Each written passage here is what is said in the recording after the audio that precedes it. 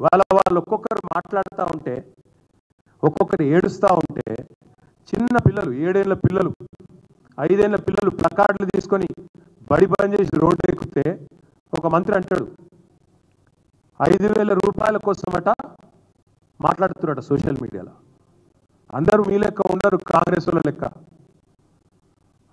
50 కోట్లకు PCC president అమ్ముకోవడం, 500 కోట్లకు ముఖ్యమంత్రి పదవి అమ్ముకోవడం, మంత్రులు ఒక్కొక్కరు పంచుకోవడం, పర్సంటేజీలు పంచుకొని ఒకరినొకరు కాపాడుకునే ప్రయత్నం చేయడం.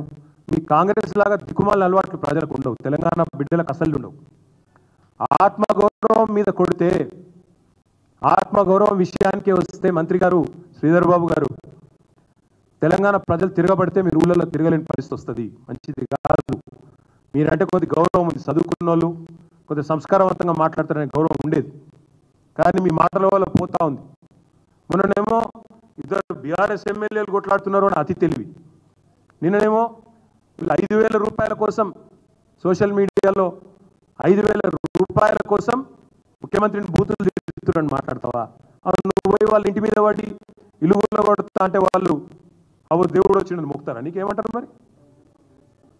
ఎలా ఏడుపులు తక్కువనే ఆడ, ఒక్కొక్కరు బీపీలు పెరిగి షుగర్లు పెరిగి ఈఎంఐలు ఎట్లా కట్టాలి, మా పరిస్థితి ఏంది, కష్టపడి కట్టుకున్న ఇల్లు గులగొడుతున్నారని చెప్పి ఆరోగ్యాలు దెబ్బతింటుంటే, ప్రెగ్నెంట్ మహిళలు ఏడుస్తుంటే, చిన్న పిల్లలు గూడు చెదిరి ఏడుస్తుంటే అనడానికి మనసు ఎట్లా ఒప్పిందండి? నాకు అర్థం కాదు.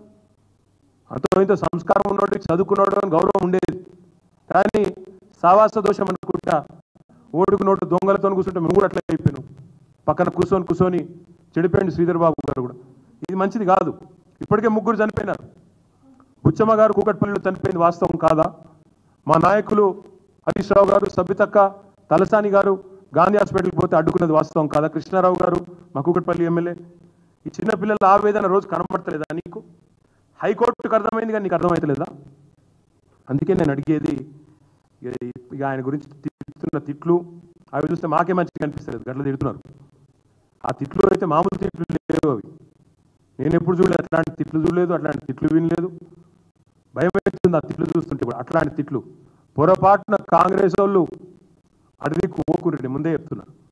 పోతే మాత్రం అక్కడ ఏం జరుగుతుందో మా బాధ్యతనైతే కాదు.